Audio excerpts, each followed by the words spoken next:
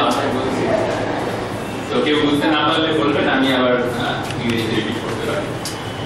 আচ্ছা, আপনাদের সবার কাছে, অনেকের কাছেই দেখছি কাগজ কলম রয়েছে। তো আমি একটা জিনিস সবাইকে আঁকতে বলবো। সবাই এখানে আয়তক্ষেত্র জানে? সবাই একটা করে আয়তক্ষেত্র আঁকুন নিজের নিজের কাগজ। জানবো মন থেকে রেক্ট্যাঙ্গেল আঁকা হয়ে গেলে বলবেন, ঠিক আছে? তারপর আমি এক মিনিট সময় দাও। এক মিনিট, হ্যাঁ।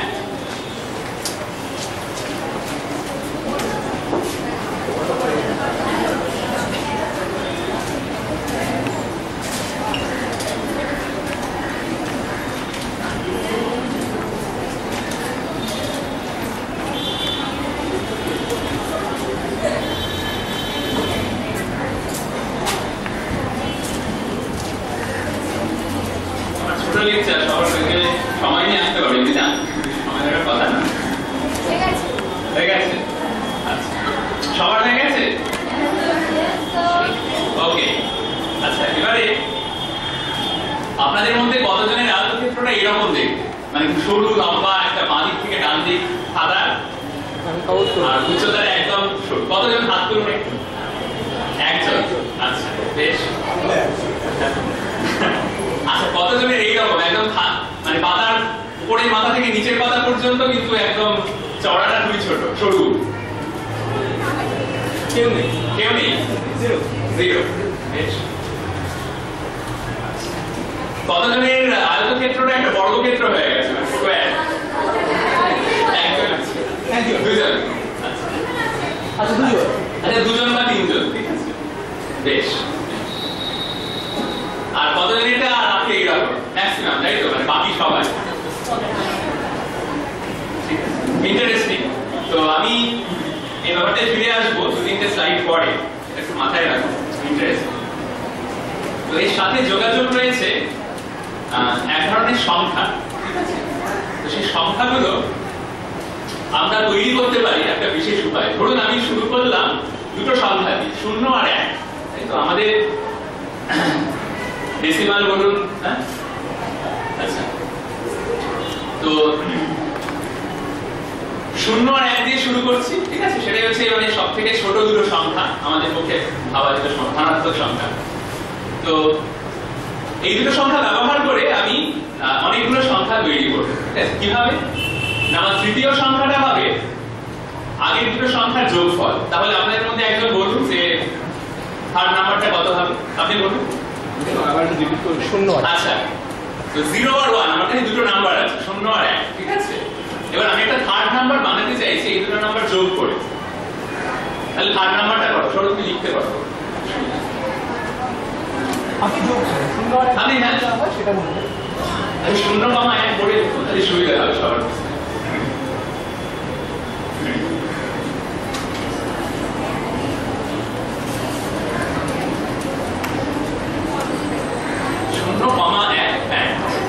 এবার তৃতীয় সংখ্যাটা আগের দুটো সংখ্যার যোগফল, বেশ। আচ্ছা, চতুর্থ সংখ্যাটা ঠিক তার আগের দুটো সংখ্যা, অর্থাৎ দ্বিতীয় আর তৃতীয় সংখ্যার যোগফল। তাহলে কত হবে? তাহলে এটার পরের সংখ্যাটা আরেকটু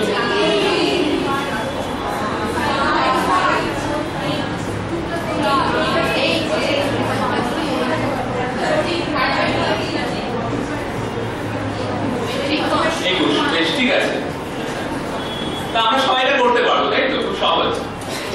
আপনার মধ্যে কেউ কি জানেন যে এই বিশেষ ধরনের সংখ্যা সারণীকে কি বলে? কতজন জানেন? আচ্ছা, রাফলি less than 10%। তো এখানে ছবিতে দেখিয়েছি আগের দুটো সংখ্যাকে যোগ করে পরেরটা বানানো যায়। এখানে আপনি করাই আছেন। এইগুলো হচ্ছে ফিবোনাচি সংখ্যা। ফিবোনাচি বলে একজন ইতালিয়ান গণিতজ্ঞ ছিলেন। উনি প্রথম এই সংখ্যাগুলোর কথা বলেন, তার নামানুসারে এগুলো ফিবোনাচি সংখ্যা বলা। এবার আমরা দেখবো যে ফিবোনাচি সংখ্যার সঙ্গে আমাদের চারপাশে আমরা যে সমস্ত প্রকৃতিতে অনেক বস্তু দেখি তার মিল রয়েছে। সেটা কিরকম সেটা আমরা দেখব। ঠিক আছে?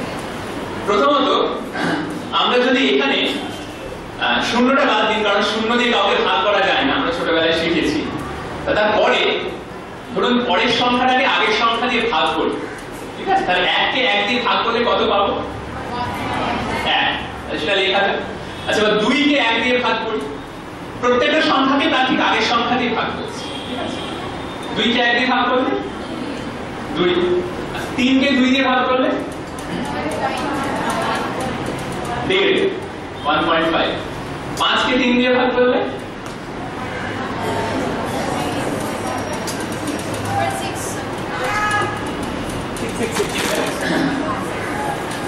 67, ঠিক আছে? 8 কে 5 দিয়ে ভাগ করলে 580, 1.6, ঠিক আছে? আর একটা আমি করে আমরা থামতে পারি, তাই তো? হ্যাঁ, দেখিও দিতে পারি। তো এখানে আমার টেবিল দেখাচ্ছি, ওই সংখ্যাগুলি আপনারা দেখছেন। এবার একটা জিনিস লক্ষ্য করুন, আমরা যদি সংখ্যাগুলোকে বাড়িয়ে যাই, তাই তো? আমরা 21-এ থেমে গেছি ওখানে, 13/8, 21/13, 1.615, তারপরে 21 আর 13, 34, 34/21 আসছে, 34 আর 21 55, তাহলে পরের অনুপাত হচ্ছে 55 ভাগ 34। এইভাবে যদি যেতে থাকি ক্রমশ যত আমরা বড় সংখ্যার দিকে যাব, আমরা আস্তে আস্তে দেখব যে এই যে অনুপাতটা অর্থাৎ ভাগফলটা, যে কোনো সংখ্যাকে তার আগের সংখ্যা দিয়ে ভাগ করছি, এই ভাগফলটা একটা নির্দিষ্ট সংখ্যার দিকে অগ্রসর হচ্ছে, ঠিক আছে? প্রথম দিকে একটু হাফাজার ছিল, 1, 2, 1 এইরকম, কিন্তু ধীরে ধীরে একটা নির্দিষ্ট সংখ্যার দিকে অগ্রসর হচ্ছে, যেটাকে আমরা অঙ্কের ভাষায় বলি লিমিটিং টার্ম। তো সেসব জানার দরকার নেই, কিন্তু আপনারা হাতে বসলে দেখতে পাবেন যে ক্রমশ এই অনুপাতটা এই সংখ্যার দিকে অগ্রসর হয়, 1.618033 চলতে থাকে। এবং যত বড় সংখ্যা নেব এই সিরিজের মধ্যে, এই সিকোয়েন্সের মধ্যে, তত আমার আপনার কাছাকাছি হবে। তো এই অনুপাতের একটা বিশেষ নাম আছে, এটাকে বলা হয় গোল্ডেন রেশিও। আপনারা বলতে পারেন সোনার অনুপাত, স্বর্ণ অনুপাত, স্বর্ণানুপাত। পাই সিম্বল দিয়ে দেখতে পারেন। তো আরেকটা, আপনারা ছোটবেলায় মানে যারা ক্লাস 10 এর পরে অঙ্ক করেননি, তারাও স্কুলে সিঁড়ি ভাঙা অঙ্ক করেছেন, তাই তো? তো আপনারা যদি সিঁড়ি ভাঙা অঙ্কটা কষেন, প্রথমে 1, তারপর 1 যোগ 1/1, 1 যোগ 1/1 যোগ 1/1 করে করে আস্তে আস্তে বাড়াতে থাকে, আপনারা দেখবেন যে এর মান ক্রমশ যত নিচের দিকে বাড়াবেন জিনিসটা, তত এই অনুপাতের কাছাকাছি যাচ্ছে। এই অনুপাতটাকে এইভাবেও দেখা যায়। আচ্ছা, এই অনুপাতটাকে আরেক রকম ভাবে দেখা যায়। আপনারা সবাই বর্গমূল বার করেছেন, তাই তো?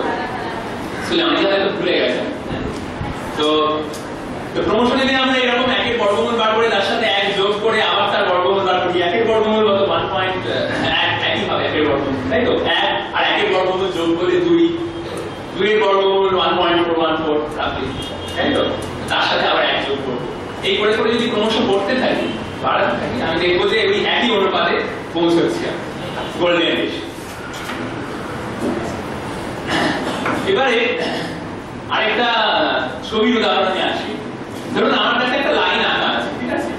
এ হচ্ছে সেই সরল রেখা, একটা নির্দিষ্ট দৈর্ঘ্য রয়েছে, যে কোনো দৈর্ঘ্যই হতে পারে। এবারে আমি চাইছি যে এই সরল রেখার উপর আমি একটা বিন্দু আঁকবো, বিন্দুটা দেখানো হয়েছে যাতে, তো আমি যদি একটা সরল রেখার উপর একটা বিন্দু আঁকি, সরল রেখার দুটো প্রান্ত আছে, একটা বাম প্রান্ত একটা ডান প্রান্ত, তাহলে বিন্দুটা আঁকলে সরল রেখা দুটো ভাগে ভাগ হয়ে যায়, বাম দিকের প্রান্ত থেকে বিন্দু পর্যন্ত আর বিন্দু থেকে ডান দিকের প্রান্ত পর্যন্ত। আমি স্কেল দিয়ে মাপতে পারি দুটো দৈর্ঘ্য, বাম দিকের দৈর্ঘ্য ডান দিকের। তো আমি এমন ভাবে বিন্দুটা রাখতে চাইছি সরলরেখার উপরে, যাতে সম্পূর্ণ সরলরেখার দৈর্ঘ্যকে, যে বড় যে অংশটা হবে, বিন্দুটাকে এমন ভাবে রাখবো যাতে একটা অংশ বড় হয়, একটা অংশ ছোট হয়।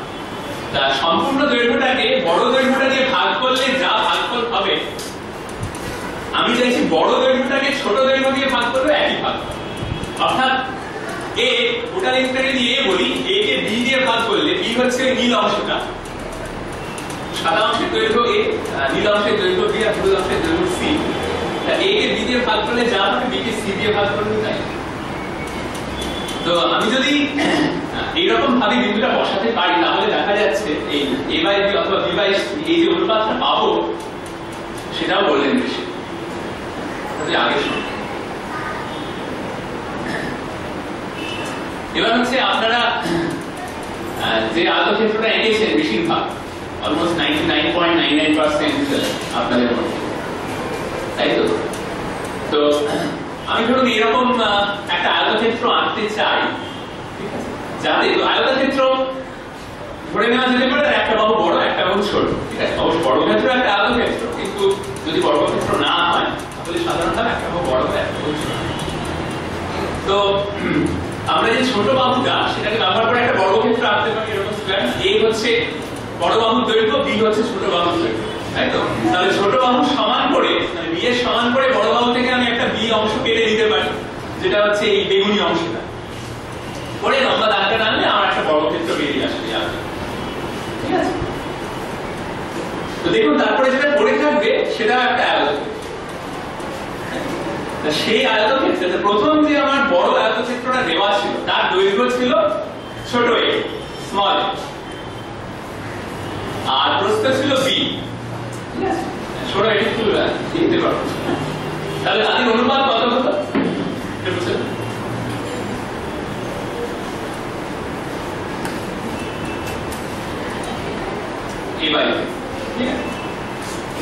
এবারে আমি যখন ছোট বর্গক্ষেত্রটা এঁকে ফেললাম, আমার যে নতুন আয়তক্ষেত্রটা তৈরি হলো যেটা a, তার দৈর্ঘ্য কত,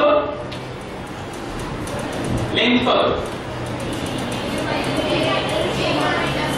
না না না, এই আয়তক্ষেত্রটার লেন্থ কত? b, তাই না? কারণ এটা তো ভার্টিক্যাল প্রপার। আচ্ছা, b আর এর প্রস্থ কত? a মাইনাস, সবাই বলতে পারছে।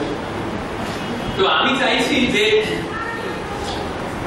অরিজিনাল আয়তক্ষেত্রটা এমন ভাবে আঁকবো, অর্থাৎ আমি ছোট a আর ছোট b এমন ভাবে নেব যাতে কিনা ঠিক b অংশের আরেকটা বাহু কেটে নিয়ে বর্গক্ষেত্র আঁকলে পরে যে আয়তক্ষেত্রটা পড়ে থাকে তার যে বাহুগুলোর অনুপাত অর্থাৎ b by a minus b সেটা অরিজিনাল আয়তক্ষেত্রের বাহুগুলোর অনুপাতের সমান, অর্থাৎ a বাই b সমান সমান b by a minus b, ঠিক আছে? এবার এখান থেকে আমি যদি a বাই b এর মান বার করতে চাই সেটা হয়তো অনেকের কমফোর্টেবল লাগবে না, তো কোনো অসুবিধা নেই, তারা ধরে নিতে পারে। তো যারা ভাগটা করতে পারবেন তাদের জন্য বলছি, পরের স্টেপে আমি লিখতে পারি ডান দিকের সংখ্যাটাকে b দিয়ে ভাগ করে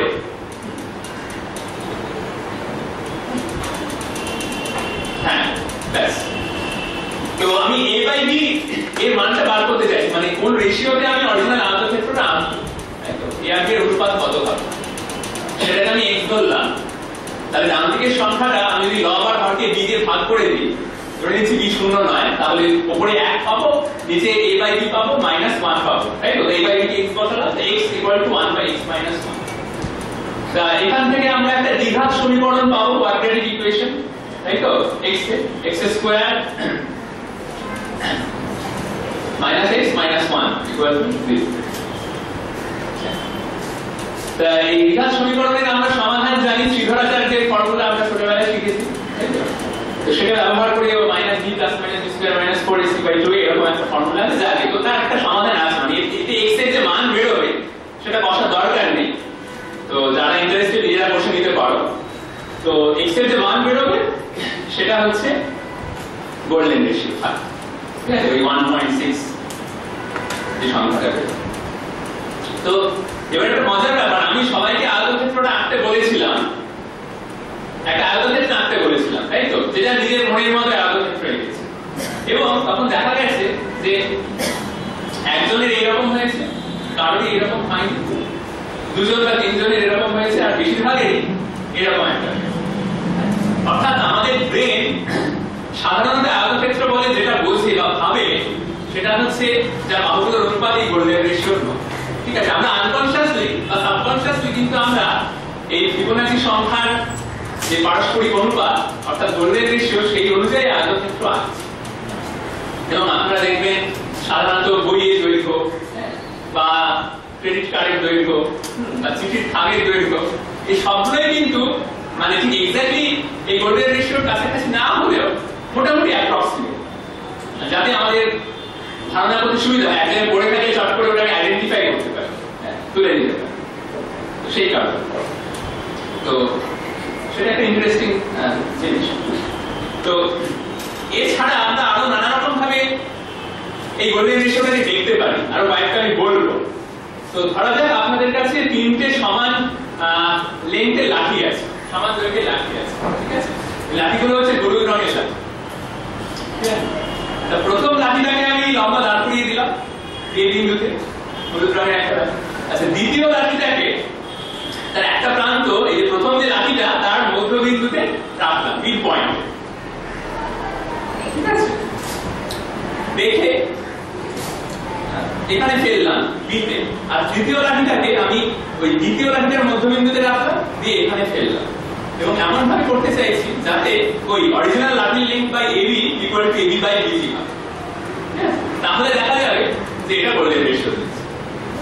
এটা মানব কিছু জিনিসটা ধরে একটা বৃত্তের মধ্যে আপনারা একটা সমবাহু ত্রিভুজ আঁকতে চাইছেন, অর্থাৎ যার তিনটে বাহুর সমান। সেটা আমরা সবাই অঙ্ক না জানলেও, জ্যামিতি না জানলেও আন্দাজে ভালোভাবে আঁকতে পারবো। একটা গোল এঁকে নিয়ে একটা চাঁদা দিয়ে দিলে, কম্পাস দিয়ে দিলে সবাই গোল এঁকে দিতে পারবো, একটা ত্রিভুজ মোটামুটি এঁকে দিতে পারবো, তাই? তা এই ত্রিভুজের যদি তিনটে বাহু সমান, তো বাঁ দিকের বাহুর মাঝখানে আর ডান দিকের বাহুর মাঝখানে দুটো সরলরেখা দিয়ে যোগ করে ডান দিকে বাড়িয়ে দিই, যেটা বৃত্তকে জি বিন্দুতে ছেদ করবে। এবং এখানেও আমরা দেখবো যে এবি বাই বিজি যে রেশিওটা পাবো সেটা কিন্তু গোল্ডেন রেশিও। অনুরূপ ভাবে একটা বৃত্তে ধরুন একটা ব্যাস আঁকলাম, হ্যাঁ, তার উপরে একটা বর্গক্ষেত্র আঁকলাম। এখন বৃত্তের ব্যাসের উপর বর্গক্ষেত্র কিন্তু একরকম ভাবে আঁকা যাবে, আপনি দু তিন রকম বর্গক্ষেত্র আঁকতে পারবেন না। কারণ আমি যদি একটু সরিয়ে আঁকি ডান দিকে, তাহলে ওটা বর্গক্ষেত্র থাকবে, আয়তক্ষেত্র হয়ে যাবে। কারণ আমাকে উপরের বিন্দু দুটো স্পর্শ করতে হবে বৃত্তের। তো ফলে যে কোনো একটা বৃত্ত দিয়ে দিলে এরকম একটা ইউনিক বর্গক্ষেত্রই আঁকা যায়। এবং আঁকলে আমরা দেখতে পাবো এখানেও এই এবি বাই বিসি রেশিওটা হচ্ছে এই গোল্ডেন রেশিও। তো এখানে আরেকটা উদাহরণ দেওয়া হয়েছে ট্রায়াঙ্গেল দিয়ে। এরকম আরো অনেক উদাহরণ আছে, তো আমি জাস্ট কয়েকটা নিয়েছি দেখা করার জন্য। তো এবারে আমি আমার টপিক টাইটেলে আসি। টাইটেলে বলেছি ম্যাথমেটিক্স ইন নেচার। তো আমরা দেখবো আমাদের প্রকৃতিতে অনেক কিছুই এই গোল্ডেন রেশিও মেনে চলে, তো সেটা খুব ইন্টারেস্টিং। তো ফর এক্সাম্পল হিউম্যান অ্যানাটমি, আমি এখানে দিদিমণির মুখে শুনলাম দিদিমণির মুখে যে এখানে বায়োলজি হচ্ছে প্রধান মুখ্য বিষয় সায়েন্সের মধ্যে। তো মানে ঘটনাচক্রে আমার বেশিরভাগ উদাহরণই বায়োলজি থেকে, ফলে আপনারা খুব সহজেই রিলেট করতে পারবেন। তো হিউম্যান অ্যানাটমি আমরা যদি দেখি, তো হিউম্যান বডিতে আমরা গোল্ডেন রেশিও দেখতে পাই। তো ওই যে সংখ্যাগুলো লেখা হয়েছিল, ধরুন 3, 5, 8, তারপর 13, 21, 34 এরকম করে সংখ্যাগুলো লেখা হয়েছিল। তো এই সংখ্যাগুলো অনুযায়ী যদি আমি একটা ছোট ছোট দৈর্ঘ্য কেটে নিই, ধরুন একটা দড়ির লেন্থ ধরুন 5 সেন্টিমিটার, আরেকটা দড়ি নিলাম যার লেন্থ 8 সেন্টিমিটার, আরেকটা দড়ি নিলাম যার লেন্থ হচ্ছে 13 সেন্টিমিটার, এইভাবে কেটে নিই এবং এইভাবে সাজায়। হ্যাঁ, ছোট দড়িটা ধরুন পিঙ্ক, তারপর একটা সবুজ, তারপর একটা হলুদ। এগুলো হচ্ছে ফিবোনাচি সিরিজ যে নাম্বারটা, তার দৈর্ঘ্যের অনুপাতে এই দৈর্ঘ্যগুলো তৈরি করা হয়েছে। অর্থাৎ যে কোনো একটা আমি যদি দড়ি নিই, তার সঙ্গে তার ঠিক আগের ছোট দড়িটা দৈর্ঘ্যের অনুপাত হবে ওই গোল্ডেন রেশিও। তো এখানে এই কালারগুলো ব্যবহার করেছি তাই আমার বোঝাতে সুবিধা হয়, কারণ আমি হিউম্যান বডির বিভিন্ন পার্টস দেখাবো কিভাবে এই কালারগুলো রয়েছে, তাহলে আপনারা সহজেই বুঝতে পারবেন যে কোন কালারটা সঙ্গে কোন কালারটা অনুপাত দিতে হবে গোল্ডেন রেশিও পেতে। তো যেমন দেখা যাক, তো এটা স্ট্যান্ডার্ড হিউম্যান বডি। তো আপনারা দেখতে পাচ্ছেন, দেখুন কপালের একটা অংশ, তার সঙ্গে নাকের দৈর্ঘ্যের অনুপাত, সেটা সমান সমান নাকের দৈর্ঘ্য, তাই নাক থেকে চিবুকের দৈর্ঘ্যের অনুপাত, সেটা সমান সেই দৈর্ঘ্যটা চিবুক থেকে বুকের যে দৈর্ঘ্য। এবং এইরকম পুরো শরীর জুড়ে কিন্তু গোল্ডেন রেশিও ছড়িয়ে গেছে। অফকোর্স এটা একদম মানে এটা অ্যাভারেজ কেস, এক্সেপশন থাকবে এবং এক্সেপশন প্রুভস দ্য রুল। মানে আমরা যদি আমি তো বিমল দা যে কথাটা বলছিলেন যে আমাদের একটা বড় স্যাম্পেল ধরা যাচ্ছে যেমন 200 জনকে নিয়ে পরীক্ষাটা করা হয়েছে, তাই না? তো আমরা তো পরীক্ষাটা 5 জনকে নিয়ে করতে পারতাম, করিনি কেন? তার কারণ ওই যে পেছনে যে অঙ্কটা রয়েছে যেটা কথা বারবার বলছিলেন যে আমার যে আমরা গেস করলাম ঠিক আছে 12% স্মোক করে, ঠিক আছে? তো আমার এই গেসটা তো ভুলও হতে পারে, হ্যাঁ, আবার ঠিকও হতে পারে। তো এই গেসটা ঠিক হওয়ার সম্ভাবনা বাড়বে যদি আমার যাদেরকে নিয়ে এক্সপেরিমেন্টটা করছি সেই সংখ্যাটা বড় হয়। এবার কত বড়কে বড় বলবো তার পিছনে অঙ্ক রয়েছে, সেই বিষয়ে যাচ্ছি। তো সেই রকম তো আমরা যদি একটা বড় পপুলেশন নিয়ে স্টাডিটা করি, ঠিক আছে, তাহলে দেখা যাবে যে বেশিরভাগের ক্ষেত্রে এই রেশিওটা মেইনটেইন হয়। এবার আমরা যদি পুরো হিউম্যান বডি ছেড়ে দিয়ে শুধু ফেসে আসি তাহলে দেখা যাবে যে ফেসের বিভিন্ন অংশ এই ফিবোনাচি রেশিও রয়েছে, যেটা কালার কোড দিয়ে এখানে দেখানো হয়েছে। এবং খুব ইন্টারেস্টিংলি কোইন্সিডেন্টালি ধরুন আমাদের বিভিন্ন প্রতিযোগিতা হয়, তাই তো, mister India, mister universe, miss India, miss universe. তো সেখানে একটা সৌন্দর্যের মাপকাঠি থাকে, মানে অনেকগুলো মাপকাঠি থাকে যে কি কত ইন্টেলিজেন্টলি উত্তর দিতে পারে, বডি ল্যাঙ্গুয়েজ। তো এবং তার সঙ্গে সঙ্গে দেখতে কতটা সুন্দর সেটা ম্যাটার করে। তো সেখানে দেখা গেছে যে যাদের মুখের মধ্যে এই গোল্ডেন রেশিওর অনুপাতটা রয়েছে, যার মিল রয়েছে বেশি পরিমাণে, তো সাধারণভাবে আমাদের ব্রেন মানে হিউম্যান ব্রেন তাদেরকেই সুন্দর বা সুন্দরী বলে রেকগনাইজ করে। ফলে আমাদের মাথার মধ্যে একটা কনসেপশন রয়েছে যে সুন্দরী তাকে বেশিরভাগ লোকই সুন্দরী বলবে, এমন নয় যে তাকে 50% বলছে সুন্দরী, 50% বলছে অসুন্দরী। এবং ছেলেদের জন্য মানে যে হ্যান্ডসাম দেখতে তাকে মানে সে ইউনিভার্সাল চোখেই হ্যান্ডসাম সাধারণভাবে, ঠিক আছে?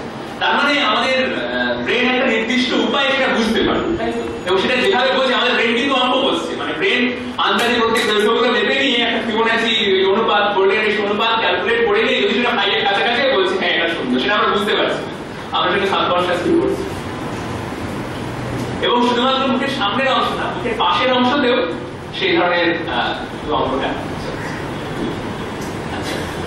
আচ্ছা, বায়োলজিতে শুধুমাত্র মানে হিউম্যান বিইং নেই, অ্যানিমাল স্পিসিসও রয়েছে, তাই তো? তাদের মধ্যে ফিবোনাচি সংখ্যা রয়েছে। আচ্ছা, এখানে রাবিট ব্রিডিং এর একটা এক্সাম্পল দেওয়া রয়েছে, রাবিটের বংশবৃদ্ধি করা হয়। এবং অ্যাকচুয়ালি ফিবোনাচি যখন এই গোল্ডেন রেশিওর কথা বলেছিলেন বা ফিবোনাচি সংখ্যার কথা বলেছিলেন, উনি কিন্তু এই রাবিটের ব্রিডিং নিয়ে প্রথমে স্টাডি করেছিলেন। তো এটা ঘটনাটা এইরকম যে প্রত্যেক মাসে মাসে একটা প্রজন্ম থেকে একটা প্রজন্মের সৃষ্টি হচ্ছে। তো ধরা যায় প্রথমে একটা পেয়ার অফ র্যাবিট ছিল, ঠিক আছে, একটা মেল একটা ফিমেল। তো সেখান থেকে সেকেন্ড মান্থে আমি আরেকটা পেয়ার পেলাম, এবার থার্ড মান্থে তাহলে আমার সেকেন্ড মান্থে দুটো পেয়ার রয়েছে, একটা অরিজিনাল পেয়ার আর নতুন যে পেয়ারটা তৈরি হয়েছে। থার্ড মান্থে আমার অরিজিনাল পেয়ারটা একটা ব্রিড করবে, আবার যে নতুনটা তৈরি হয়েছিল ফার্স্ট মান্থে সেটা আরেকটা ব্রিড করবে, তাহলে আমি দুটো নতুন পাবো, ঠিক আছে? টোটাল ভাবে কিন্তু 2 যোগ 1 যোগ 1। তো সেই রকম তারপরের মাসে যারা অলরেডি আগে থেকে রয়েছে তারা একটা নতুন পেয়ার দেবে, আর যারা আগের মাসে নতুন হয়েছে তারা একটা নতুন পেয়ার দেবে। তো এইভাবে আমরা যদি দেখতে চাই তাহলে প্রত্যেক মাসের শেষে মোট কতগুলো পেলাম সেই সংখ্যাটা কিন্তু এই সিরিজটা ফিবোনাচি সিরিজ হবে, এবং অবশ্যই অনুপাতটা মিলে গোল্ডেন রেশিও হবে। এবারে শামুকের মধ্যে বা শামুক, ঝিনুক, গম্বুজ জাতীয় প্রাণীদের মধ্যে আপনারা দেখেন যে এরকম স্পাইরাল প্যাটার্ন রয়েছে, তাই তো, তাদের খোলসটা। তো এই খোলসের স্পাইরালটার মানে ব্যাসার্ধ প্রথমে ছোট থাকে, যত বাইরের দিকে আসে ব্যাসার্ধটা বাড়তে থাকে। আপনারা দেখতে পাচ্ছেন যে প্রথমে নীল, তারপরে সবুজ, হলুদ, আকাশী, সাদা, আস্তে আস্তে অংশটা বাড়ছে। এবং এইগুলোর যদি আমরা দেখি যেটাও গোল্ডেন রেশিও ফলো করে, ফিবোনাচি সংখ্যা ফলো করে সাধারণত। নেক্সট হচ্ছে পতঙ্গদের মধ্যে। পতঙ্গদের বিভিন্ন শরীরের যদি দৈর্ঘ্য নিই, চোখের থেকে তার ঘাড়ের অংশ, ঘাড় থেকে চেস্টের অংশ, চেস্ট থেকে পেটের অংশ, তাহলে সেটাও দেখা যায় গোল্ডেন রেশিও। এখানে মথের এক্সাম্পল নেওয়া হয়েছে। দেখুন মথের বিভিন্ন গায়ে বিভিন্ন প্যাটার্নের পজিশন, সেই অনুযায়ী আমরা যদি বিভিন্ন লিঙ্ক দিই, এখানে কালার করে দেখানো হয়েছে, তাহলেও আমরা গোল্ডেন রেশিও পাবো। সি লাইফ, মাছ। তো মাছের শরীরে বিভিন্ন অংশ, পেট, ল্যাজ, পাখনা যেখানে যেখানে রয়েছে সেগুলোকে মার্ক করে আমরা যদি তার লেন্থ গুলো দেখি তো সেখানে আমরা বলি পেঙ্গুইনের এখানে দৈর্ঘ্য দেখানো হয়েছে একটা এক্সাম্পল। তো তাহলে সব ধরনের প্রজাতি আপনি মৎস্য বলুন, পক্ষী বলুন, স্তন্যপায়ী বলুন, সবকিছুর মধ্যে রয়েছে। এখানে বাঘের ফেস, তো এখানে একটা মানে আগেগুলোর মধ্যে যেরকম সরলরেখা দিয়ে দেখানো হয়েছে এখানে ওই আয়তক্ষেত্র দিয়ে দেখানো হয়েছে। আমরা যে আয়তক্ষেত্রটা আগে লিখেছিলাম একটা আয়তক্ষেত্র থেকে আরেকটা ছোট আয়তক্ষেত্র, ছোট আয়তক্ষেত্র, সেই জিনিসটা এখানে দিয়ে। তো আমরা যে বলি বাঘকে খুব সুন্দর দেখতে, বাঘের মধ্যে একটা সৌন্দর্য রয়েছে, সেটা কারণ ফিবোনাচি সংখ্যা ফলো। আচ্ছা, এবার কিছু বটানির এক্সাম্পলে আসি, কারণ এখানে বটানি নিয়ে অনেকেই পড়াশোনা করে।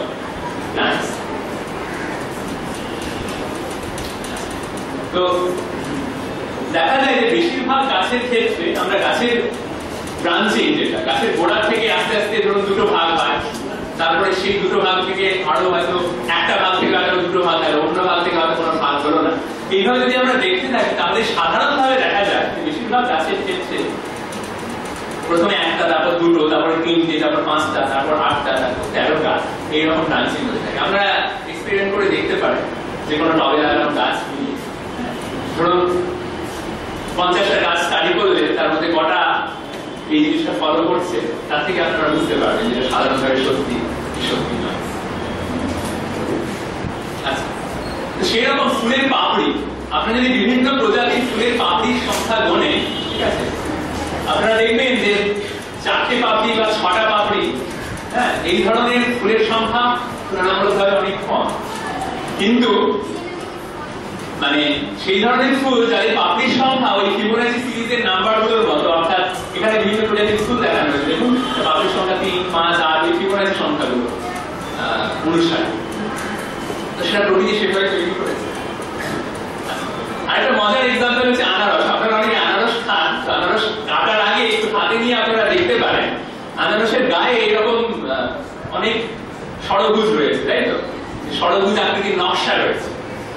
তো আপনারা যে কোনো একটা লাইন ধরে যদি এই ষড়ভুজটাকে ফলো করেন তাহলে দেখা যাবে, তো এই লাইনটা আমরা অনেক ভাবে আঁকতে পারি। আমরা মোটামুটি সমান করে আঁকার চেষ্টা করতে পারি, বা একটু বেঁকিয়ে আমরা লাইনটা ফলো করার চেষ্টা করতে পারি, তাই তো? তো যেভাবে আপনি আঁকুন না কেন দেখা যাবে যে এগুলো ফিবোনাচি সংখ্যা ফলো করছে। মানে একটা মানে লাইন অফ এই ষড়ভুজ যদি আমি দিতে থাকি তাহলে তার মধ্যে কটা ষড়ভুজ রয়েছে, যেমন প্রথমটার ক্ষেত্রে 5টা, আমি যদি আরেকটু বেঁকিয়ে আঁকতাম তাহলে দেখা যেত 8টা, আমি যদি আরো একটু বেঁকিয়ে আমি যদি এটাকে গুনতাম তাহলে দেখা যেত 13টা। তো তার মানে আনারসের মধ্যে যে প্যাটার্নটা থাকে সেটাও ফিবোনাচি সংখ্যা ফলো করে। এবার ডিএনএ, বিমলদা বলছিলেন যে ডিএনএ এর মধ্যে প্রচুর অঙ্ক রয়েছে, তো আমি গোল্ডেন রেশিওর এক্সাম্পলটা নিয়েছি তার কারণ ডিএনএ এর মধ্যে অন্য অঙ্কগুলো বলতে গেলে প্রবাবিলিটির কথা বলতে হয় বা অনেক অন্য অঙ্কের কথা বলতে হয়, যার জন্য প্রপার ফোরাম এটা নয়, হয়তো অন্য কোনো অকেশনে সেটা বলা, সেটা আলোচনা করা যাবে। তো এখানে আপনারা প্রায় সবাই জানেন ডিএনএ ডাবল হেলিক্স স্ট্রাকচার, ঠিক আছে? তো এই ডিএনএ এর মধ্যে আপনারা ডাবল হেলিক্সটা যদি স্টাডি করেন দেখবেন দু রকমের খাঁজ রয়েছে। হ্যাঁ, এক ধরনের খাঁজ হচ্ছে একটু বড় খাঁজ, যখন আরেকটা খাঁজ হচ্ছে ছোট খাঁজ, এবং এটা অল্টারনেট করে, মানে একটা বড় খাঁজ একটা ছোট খাঁজ, বড় খাঁজ ছোট খাঁজ, এইভাবে অল্টারনেট রয়েছে, মানে স্পাইরাল যেমন ভাবে তৈরি। এটা বলে মেজর গ্রুপ, এটা বলে মাইনর গ্রুপ। এবার যদি আমরা পরপর লিঙ্ক দেখি, যে নিচের মাইনর গ্রুপের সাথে উপরের মেজর গ্রুপ, মানে একটা মেজর গ্রুপের উপরে আর নিচের অংশের লেন্থটা, আর একটা মাইনর গ্রুপের উপরে আর নিচের অংশের লেন্থটা, এই দুটো লেন্থ একটা নীল আর একটা হলুদ দিয়ে দেখানো হয়েছে। এদের অনুপাতটা ফিবোনাচি অনুপাত বলে, ফিবোনাচি রেশিও বা গোল্ডেন রেশিও আপনারা দেখতে পারেন। আচ্ছা, golden ratio in solar system, solar সিস্টেমে আরো অনেক অঙ্ক রয়েছে। ম্যাথমেটিক্স ইন নেচার বলতে কেপলারের ল, নিউটনের মাধ্যাকর্ষণের সূত্র, প্রকৃতির মধ্যে অঙ্ক আরো অনেক লুকিয়ে রয়েছে। আমি সেগুলোর কথা বলতে পারতাম, কিন্তু আমাকে মানে আপনাদের মধ্যে থেকে একজন বলেছিলেন যে খুব বেশি ফর্মুলা না রাখতে, তো সেই জন্য আমি সেগুলো অ্যাভয়েড করেছি। ছবি দিয়ে যেগুলো বলা সম্ভব সেগুলো বলার চেষ্টা করেছি। তো সেই জন্য গোল্ডেন রেশিওর কথা বারবার ফিরে আসছে। তো আমরা যদি পৃথিবীকে একটা বৃত্ত হিসাবে দেখি, পরপর বৃত্ত দুটোকে স্পর্শ করিয়ে রাখি। যেহেতু এবার একটা ত্রিভুজ আঁকার চেষ্টা করি, যে চাঁদের কেন্দ্র থেকে পৃথিবীর কেন্দ্রে আমি একটা সরলরেখা টানলাম, তারপরে একটা 90 ডিগ্রি অ্যাঙ্গেল করে আরেকটা ব্যাসার্ধ মাত্রা একটা ত্রিভুজ দিয়ে যোগ করলাম, তাহলে দেখা যাবে যে এই যে বাহুগুলোর অনুপাত সেটা গোল্ডেন রেশিও হবে। আমরা এরকম স্যাটার্ন, শনি গ্রহ, এই যে বিভিন্ন লিঙ্ক এখানে কালার কোড দিয়ে বোঝানো হয়েছে, গ্রিন, ব্লু, তারপর ইয়েলো, বিভিন্ন পার্সেল লিঙ্ক, এটা গোল্ডেন রেশিও হবে। গোল্ডেন রেশিও মিউজিক, আপনারা যে কোনো মিউজিক্যাল ইনস্ট্রুমেন্ট দেখবেন, ফর এক্সাম্পল হারমোনিয়াম, হ্যাঁ, এখানে যদি কাউন্ট করেন তো আপনারা দেখবেন যে প্রথমে 1, 2, মানে মোট এখানে দেখুন 8খানা আপনি সাদা অংশ পাবেন, তার মধ্যে 5খানা কালো অংশ পাবেন। তো এখানে বিভিন্ন প্যাটার্ন বার করা সম্ভব, যেটা গোল্ডেন রেশিও ফলো করে, এবং হারমোনিক্স এর মধ্যেও সেটা করা সম্ভব। তো আমি সেই ডিটেইলসে যাচ্ছি না, কারণ মিউজিকের মধ্যে অনেক অঙ্ক রয়েছে। মিউজিক্যাল ইনস্ট্রুমেন্ট যেভাবে বানানো হয়, ধরুন সেখানে বিভিন্ন তারের লেন্থ বা মিউজিক্যাল ইনস্ট্রুমেন্ট বিভিন্ন পার্টের লেন্থ, সেটাও গোল্ডেন রেশিও অনুসারে করা। তার মানে আমরা দেখতে পাচ্ছি, এটা খুব ইন্টারেস্টিং জিনিস, যে আমাদের ব্রেন শুধু চোখে কোন জিনিসটাকে সুন্দর বলবো সেখানে গোল্ডেন রেশিও প্রয়োগ করে তা নয়, কানে কোন জিনিসটা ভালো শুনতে লাগবে, কোনটা শ্রুতিমধুর হবে, সেখানেও কিন্তু গোল্ডেন রেশিও একটা ব্যাপার আছে। ঠিক আছে, এবার আমি দ্বিতীয় অংশে আসছি। মূলত আমি দুটো জিনিস নিয়ে আজকে বক্তব্য রাখছি, একটা গোল্ডেন রেশিও, সেকেন্ড যে জিনিস সেটা হচ্ছে ফ্র্যাক্টাল। তো এই ফ্র্যাক্টাল ম্যাথমেটিক্যালি এটাকে ডিফাইন করা যেতে পারে অনেক জটিল ভাবে, তো আমি সহজে বলার চেষ্টা করছি। ফ্র্যাক্টাল মানে এক ধরনের এমন এক ধরনের প্যাটার্ন, যে প্যাটার্নটাকে আপনি ধরুন আতশ কাঁচ দিয়ে দেখছেন, ঠিক আছে, একটা বড় প্যাটার্ন আপনি দেখছেন, তাকে আতশ কাঁচ দিয়ে তার একটা ছোট অংশ দেখলেন, আপনি পুরো বড় স্ট্রাকচার এই ছোট স্ট্রাকচারের মধ্যে দেখতে পাবেন। ঠিক আছে, আবার সেই ছোটটাকে আপনি ধরুন একটা মাইক্রোস্কোপ দিয়ে জুম আউট করলেন, আবার আপনি বড়টা স্ট্রাকচারের ছোটটার মধ্যে দেখতে পাবেন। তো তার মানে একই ধরনের স্ট্রাকচার বারবার ঘুরে ঘুরে আসে, রিপিটেশন হয়। ঠিক আছে, আমরা এটাকে রিকারশন বলে থাকি। তো আপনারা আতশ কাঁচের উদাহরণ দিয়ে বুঝতে পারেন যে একই স্ট্রাকচার রিপিট হচ্ছে, যখন আমরা ভেতরে ঢুকছি তার ভিতরে ঢুকছি, তো সেটাকে ফ্র্যাক্টাল বলা হয়। এখানে একটা এক্সাম্পল দেওয়া হয়েছে, ডান দিকের নকশাটা, হ্যাঁ, ডান দিকের নকশায় ধরুন উপরের যে অংশ সেটাকে বড় করা হলো, বাঁ দিকের ছবিটা পাবে সেটাকে বড় করলে এরকম পাবে। প্রত্যেকটা একই ধরনের প্যাটার্ন ফলো করছে, এবং এই যে ফ্র্যাক্টাল উদাহরণটা আমাদের প্রকৃতিতে নানা রকম ভাবে ছড়িয়ে রয়েছে। কম্পিউটার গ্রাফিক্সে যারা কাজ করে তারা দেখেছেন, আপনারা তো অনেকেই কম্পিউটার ব্যবহার করেন, ফলে সেই উদাহরণকে বোঝানো সহজ। তো কম্পিউটার অনেকক্ষণ কিবোর্ড ব্যবহার না করলে দেখবেন স্ক্রিন সেভার চালু হয়ে যায়, তাই তো অনেকেই দেখেছেন, আজকাল মোবাইলের অ্যাপ্লিকেশন হয়। এই স্ক্রিন সেভার গুলোর মধ্যে দেখবেন অনেক রকমের প্যাটার্ন আসে, তাই তো, প্যাটার্ন ছোট থেকে বড় হয়, হতে হতে আবার মিলিয়ে যায়। তো ওই যে প্যাটার্ন গুলো, ওগুলো বেশিরভাগই কিন্তু এই ফ্র্যাক্টালের অঙ্ক দিয়ে তৈরি করা, মানে ওগুলো তৈরি করার পেছনে কিছু ফর্মুলা রয়েছে। কেউ যদি গ্রাফ আঁকেন বুঝতে পারবে, যেমন এক্স আর ওয়াই দিয়ে আমি যে একটা বড় ইকুয়েশন বানাই, তাহলে এক্স অ্যাক্সিস ওয়াই অ্যাক্সিসে আমি একটা গ্রাফ প্লট করি, সেটা একটা শেপের আকৃতি হবে, বৃত্ত একটা আকৃতি হতে পারে, একটা সরলরেখা একটা আকৃতি হতে পারে। তো আমি সেরকম বিভিন্ন ধরনের জটিল ইকুয়েশন যদি আমি বানাই, বিভিন্ন ধরনের আমি আকৃতি পাবো। কিছু কিছু বিশেষ ইকুয়েশন যার মধ্যে ওই ধরনের রিপিটেশন প্যাটার্ন রয়েছে, তো সেইটাকে যখন প্লট করা যায় কম্পিউটারে, তখন দেখা যায় যে আমরা এই ধরনের ফ্র্যাক্টালের মতো জিনিস পাচ্ছি। এবং আশ্চর্যজনক ভাবে দেখা গেছে যে বিশেষ বিশেষ ইকুয়েশন নিয়ে স্টাডি করে সেই ইকুয়েশন গুলোকে দিয়ে যখন কম্পিউটারে ছবিতে আঁকানো হচ্ছে, প্রকৃতির বিভিন্ন নকশা তৈরি হচ্ছে, কখনো গাছের পাতা তৈরি হচ্ছে, কখনো ফুল তৈরি হচ্ছে। তো তার মানে আমরা ধরে নিতে পারি যে এই যে গাছের পাতা তৈরি হচ্ছে, ফুল তৈরি হচ্ছে, বা চারপাশে আমরা বিভিন্ন প্রকৃতির খেলা দেখতে পাচ্ছি, পাহাড়, পর্বত, নদী, নালা, সমুদ্র, এসবের মধ্যেও কিন্তু একটা অঙ্ক লুকিয়ে রয়েছে। স্টিফেন হকিং বলেছেন যে there is a theory of everything. উনি বলেছেন যে অঙ্কে একটা ফর্মুলা থাকবে যেটা দিয়ে সবকিছুকে ব্যাখ্যা করা সম্ভব, মানে সেখান থেকে গ্রহ নক্ষত্রের পরিক্রমণের হিসেবও করা সম্ভব, আবার আমি খাবার খেলাম সেই খাবারটা কিভাবে হজম হলো, হ্যাঁ, আমার কোষের মধ্যে সেই অঙ্কটাও কষা সম্ভব, আবার কিভাবে একটা গাছ থেকে বিভিন্ন ধরনের ফল বিভিন্ন ভাবে তৈরি তাদের বিভিন্ন আকৃতি আকার কিরকম সেই অঙ্কটা কষা সম্ভব। তো তো আমরা জানি না, তো অনেক বিজ্ঞানী মনে করেন এই যে ফ্যাক্টর হয়তো সেই দিকেই ইঙ্গিত বহন করছে, যে সেই master equation theory of everything এর দিকে আমাদের এগিয়ে দিচ্ছে। তো এই উত্তর ভবিষ্যৎ বলতে পারে। আমি জাস্ট কিছু উদাহরণ আপনাদের দেখিয়েছি।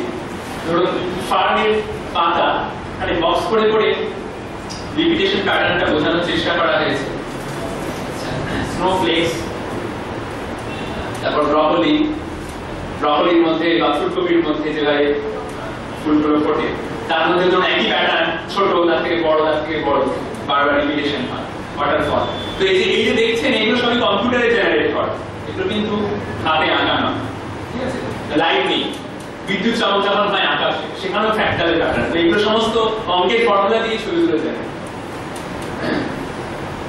স্পাইডার, মাকড়সা যখন জাল তো তার মধ্যেও ফ্র্যাক্টালের অঙ্ক রয়েছে। ক্যানিয়ন, আপনারা গ্র্যান্ড ক্যানিয়নের নাম শুনেছেন, আরো অনেক ক্যানিয়নস রয়েছে। তো তার মধ্যে ধরুন বিভিন্ন মাটি ফাটার যে প্যাটার্ন, ঠিক আছে, ভূমিকম্প বলে মাটি যেভাবে ফাটে তার মধ্যেও অঙ্ক রয়েছে। বা ধরুন বাড়িতে যখন ফাটল ধরে বা চিড় ধরে, সেখানেও এক ধরনের প্যাটার্ন রয়েছে। প্রথমে একটা বড় ফাটল ধরে, একটা গাছের মতো প্যাটার্ন রয়েছে, গাছের যেরকম দেখা যায় একটা শাখা থেকে তিনটে শাখা, আরো শাখা বেরোচ্ছে, সেই ফাটল থেকে আরো দুটো ফাটল বেরোচ্ছে। তো আপনারা যদি মানে স্টাডি করতে থাকেন, ঠিক আছে, আমি কিছু দূরে এগোলাম, কটা ফাটল হলো, এই ফাটলের সংখ্যা যদি গুনতে থাকেন দেখবেন সেটা ওই ফিবোনাচি নাম্বার ফলো করে। আর যদি একটা বড় ফিল্ডের মধ্যে দেখেন, যে প্যাটার্নটা পাবেন দেখবেন সেখানে ফ্র্যাক্টালের প্যাটার্ন। এরকম পুকুরের মধ্যে আপনারা শালুক ফুল, ভদ্রফুল ফুটে থাকতে দেখেছেন, তাতেও কি একই প্যাটার্ন রয়েছে। আর গভীরের বেখম আরেকটা এক্সাম্পল, এই বেখম যেটা এখানে রয়েছে ব্যাকগ্রাউন্ড, এটাও কম্পিউটার তৈরি করে। তো আমি এখানে শেষ করছি আমার লেকচার। তো আমি এখানে মূলত গোল্ডেন রেশিও আর এই ফ্র্যাক্টাল সম্পর্কে বলতে চেয়েছি, কারণ এই দুটো ছবি দেখিয়ে বলা সম্ভব সহজে, খুব বেশি অঙ্ক এবং ইকুয়েশন ফর্মুলার কথা না বলে। কিন্তু ম্যাথমেটিক্স এর নেচার বলতে, নেচারের প্রত্যেকটা জিনিসে ম্যাথমেটিক্স রয়েছে। ডিএনএ থেকে শুরু করে, মানে মাইক্রোস্কোপিক অবজেক্ট থেকে শুরু করে ম্যাক্রোস্কোপিক অবজেক্ট, প্ল্যানেটারি সিস্টেম, সবকিছুর মধ্যেই অঙ্ক রয়েছে। অন্য কোনো পরিসরে সেই সব নিয়ে বিস্তৃত আলোচনা করা যাবে। তো আপনারা যেহেতু এখানে সবাই জীবন বিজ্ঞান বেশিরভাগই পড়াশোনা করছেন, তো আমি একটা কোট দিয়ে এটা শেষ করবো। স্টিফেন মার্কোয়ার, আমেরিকান বায়োলজিস্ট। তো ওনার একটা কোটেশন হচ্ছে, অল লাইফ ইজ ম্যাথমেটিক্স। আমি লিখেছি, এটা ওনার কোটেশন। উনি বলছেন যে অল লাইফ ইজ বায়োলজি, যেখানে আমরা বায়োলজি স্টাডি করছেন।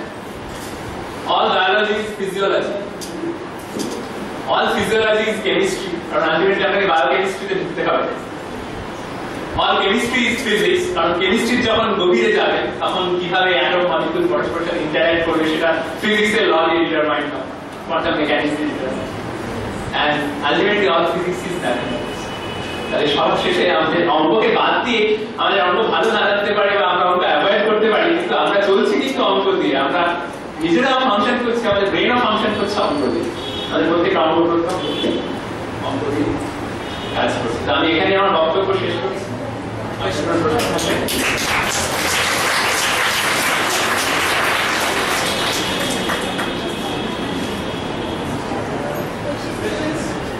আচ্ছা, যারা ফিবোনাচি সংখ্যা নিয়ে আরো বিস্তৃত ছবি দেখতে এবং বা অঙ্কটা শিখতে ইন্টারেস্টেড, তারা এই ওয়েবসাইটে যেতে পারেন, goldenNumber.net। আমি বেশিরভাগ ছবি ওখান থেকে নিয়েছি, তাই এখানে বিদ্যালয় শিকার হিসাবে রেখেছি।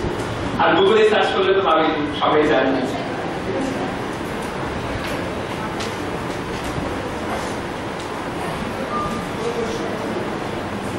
হ্যাঁ, বলছি ওনাকে নাম্বারটা তো ফলো করছে, আপনি তো একটা স্টাডি করেছেন, একটা স্যাম্পল নিয়ে স্টাডি করে বলেছেন। আমি স্টাডি করি, সেটা হয়েছে পেছনে ম্যাথ কি কিছু আছে, মানে আনারসি বলুন যাই বলুন সব ভালো হচ্ছে, পেছনে কি কোনো ম্যাথ আছে? আনারসটা এরকম হলো কেন? সেটাই তো মাস্টার ইকুয়েশন, যেটা চলছে। এটা এমপিরিক্যালি দেখা গেছে এই জিনিসটা হয়, কিন্তু কেন হয়, প্রকৃতি কেন ফিবোনাচি নাম্বারকে ফেভার করে, তার উত্তর জানলে তো আপনি মানে সেটা অনেকটা ভগবানকে জানার মতো হয়ে গেল। আমি প্রকৃতিকে ঈশ্বর বলে ভাবি, মানে the mind of god.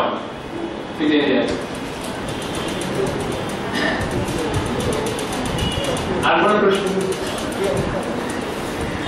Golden রেশিওর সঙ্গে ইন্টেলিজেন্সের কোনো যোগ আছে? ইন্টেলিজেন্স থাকতে পারে, আমার জানা নেই, নিশ্চয়ই থাকতে পারে। অনেক কিছু তো যোগাযোগ আছে, কারণ আমাদের ব্রেন যেভাবে জিনিসপত্র প্রসেস করে সেটা গোল্ডেন রেশিও মেনেই করে। তো অ্যাকচুয়ালি আরো অনেক এক্সাম্পল আছে, আমি দিইনি। আমাদের সেলুলার স্ট্রাকচার, বিভিন্ন সেলের বিভিন্ন অংশ, তাদের ধরুন বিভিন্ন মেজারমেন্টের রেশিও গোল্ডেন রেশিও ফলো করে। তো হতেই পারে আমাদের ব্রেনে যে ধরুন গ্রে ম্যাটার রয়েছে সেখানে গোল্ডেন রেশিও রয়েছে, সেটা হতেই পারে, আমার জানা নেই। और पार्टिकल्स की जो रेशियो है इसके और पार्टिकल्स আমি বলতে পারবো না, কিন্তু মানে ওয়ার্থ ইনভেস্টিগেটিং এই স্টাডি করতে।